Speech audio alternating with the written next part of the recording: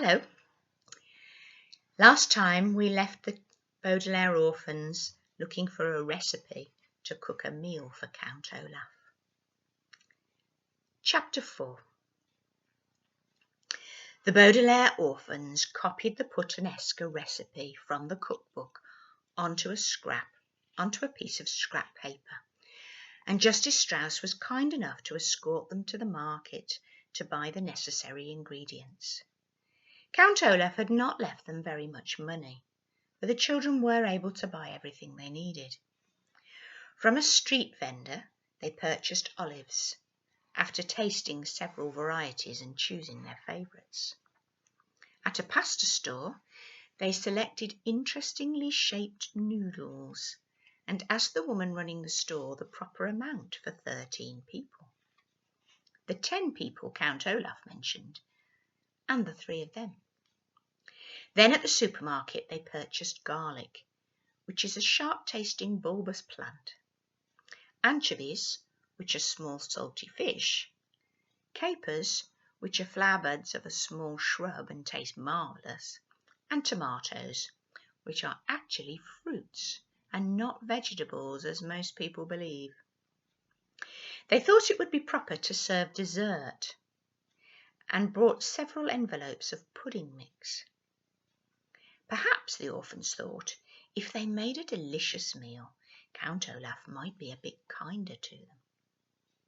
"Thank you so much for helping us out today," Violet said, as she and her siblings walked home with Justice Strauss. "I don't know what we would have done without you." "You seem like very intelligent people," Justice Strauss said. "I dare say you would have thought of something. But it continues to strike me as odd that Count Olaf has asked you to prepare such an enormous meal. Well, here we are. I must go inside and put my own groceries away. I hope you children will come over soon and borrow books from my library." "Tomorrow?" Klaus said quickly. "Could we come over tomorrow?" "I don't see why not," Justice Strauss said, smiling. "I can't tell you how much we appreciate this," Violet said carefully. With their kind parents dead and Count Olaf treating them so abominably, the 3 children were not used to kindness from adults and weren't sure if they were expected to do anything back. "Tomorrow, before we use your library again, Klaus and I would be more than happy to do household chores for you. Sunny isn't really old enough to do work, but I'm sure we could find some way she could help you." Justice Strauss smiled at the 3 children, but her eyes were sad. She reached out a hand and put it on Violet's hair, and Violet felt more comforted than she had in some time. "That won't be necessary," Justice Strauss said. "You are always welcome in my home." Then she turned and went into her home. After a moment of staring after her, the Baudelaire orphans went into theirs. For most of the afternoon, Klaus, Violet and Sunny cooked the puttanesca sauce according to the recipe. Violet roasted the garlic and washed and chopped the anchovies. Klaus peeled the tomatoes and pitted the olives. Sunny banged on a pot with a wooden spoon, singing a rather repetitive song she had written herself. And all 3 of the children felt less miserable than they had since their arrival at Count Olaf's. The smell of cooking is often a calming one, and the kitchen grew cosy as the sauce simmered, a culinary term which means cooked over a low heat. The 3 orphans spoke of pleasant memories of their parents and about Justice Strauss, who they agreed was a wonderful neighbour, and in whose library they planned to spend a great deal of time. As they talked, they mixed and tasted the chocolate pudding. Just as they were placing the pudding in the refrigerator to cool, Violet, Klaus and Sunny heard a loud booming sound as the front door was flung open, and I'm sure I don't have to tell you who was home.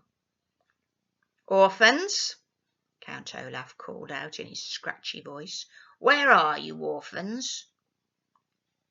"In the kitchen, Count Olaf," Klaus called. "We're just finishing dinner." "You better be," Count Olaf said, and strode into the kitchen.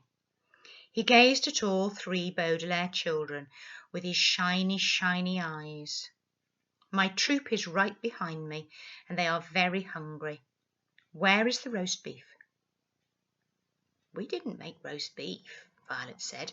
"We made puttanesca sauce." "What?" Count Olaf asked. "No roast beef?" "You didn't tell us you wanted roast beef," Klaus said.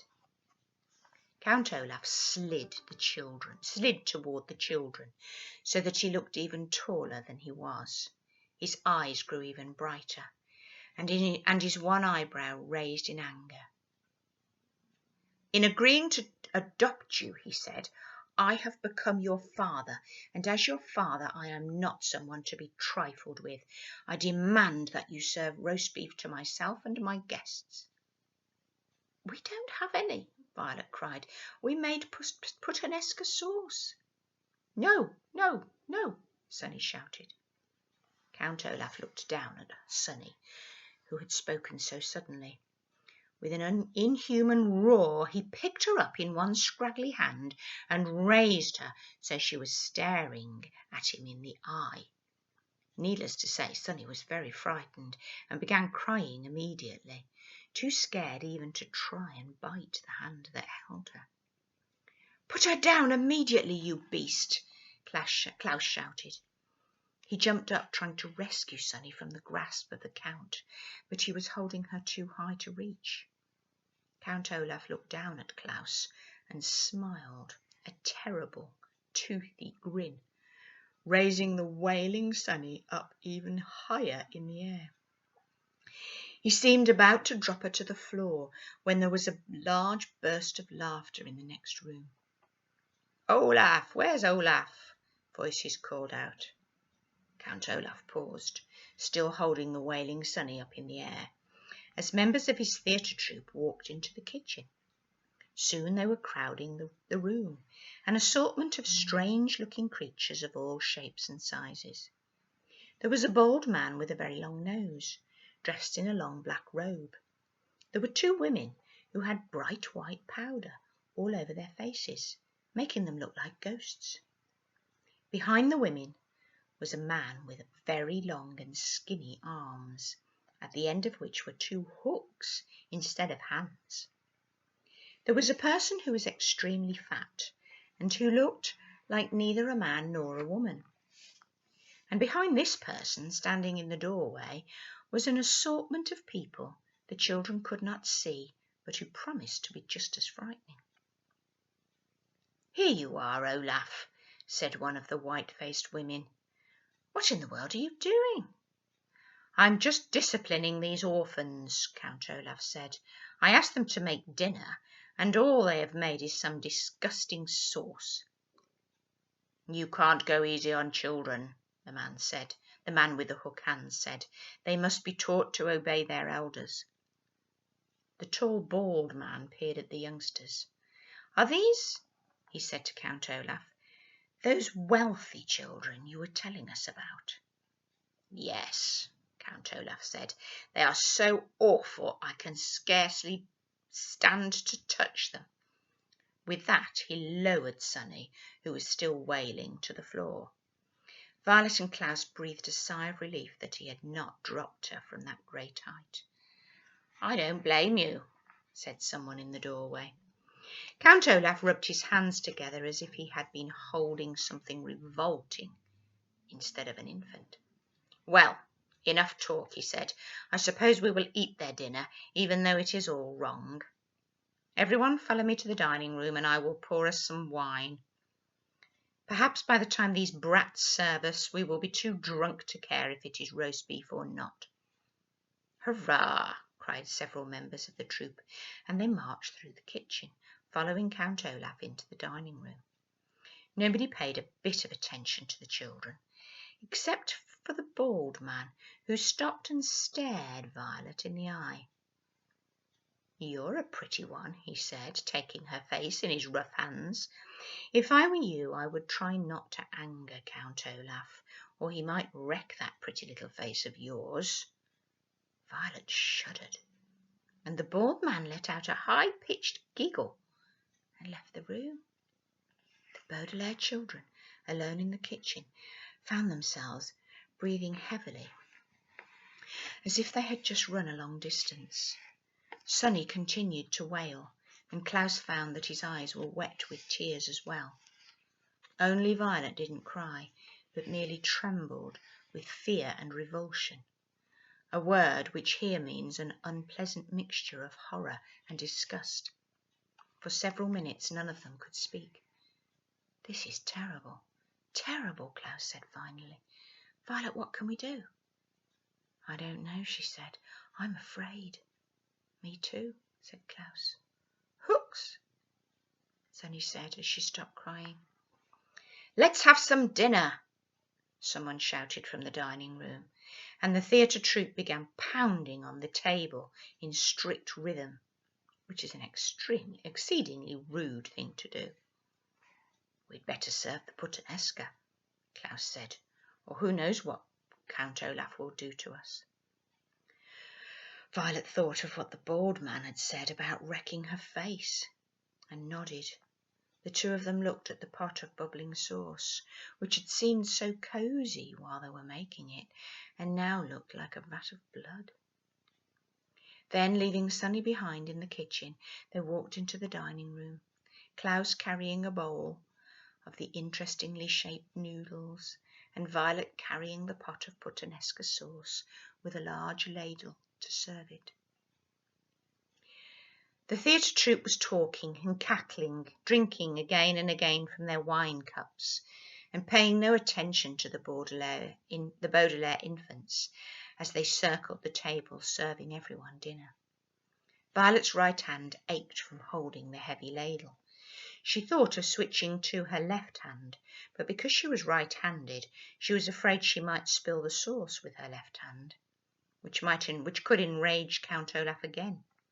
She stared miserably at Count Olaf's plate of food, and found herself wishing she had bought poison at the market and put it in the puttanesca sauce. Finally, they were through serving, and Klaus and Violet slipped back to the kitchen. They listened to the wild, rough laughter of Count Olaf and his theatre troupe. They picked at their own portions of food, too miserable to eat. Before long, Count Olaf's friends were pounding on the table in strict rhythm again, and the orphans went out to the dining room to clear the table, and then again to serve the chocolate pudding. By now it was obvious that Count Olaf and his associates had drunk a great deal of wine, and they slouched at the table and spoke much less. Finally they roused themselves and trooped back through the kitchen, scarcely glancing at the children on their way out of the house. Count Olaf looked around the room, which was filled with dirty dishes. "Because you haven't cleaned up yet," he said to the orphans, "I suppose you can be excused from attending tonight's performance, but after cleaning up you're to go straight to your beds." Klaus had been glaring at the floor, trying not to hide how upset he was. But at this he could not remain silent. "You mean our bed?" he shouted.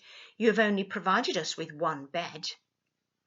Members of the theatre troupe stopped in their tracks at this outburst, and they glanced at Klaus, from Klaus to Count Olaf, to see what would happen next.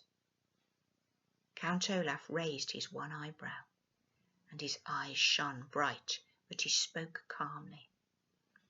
"If you would like another bed," he said, "tomorrow you may go into town and purchase one." "You know perfectly well we haven't any money," Klaus said. "Of course you do," Count Olaf said, and his voice began to get a little louder. "You're the inheritors of an enormous fortune."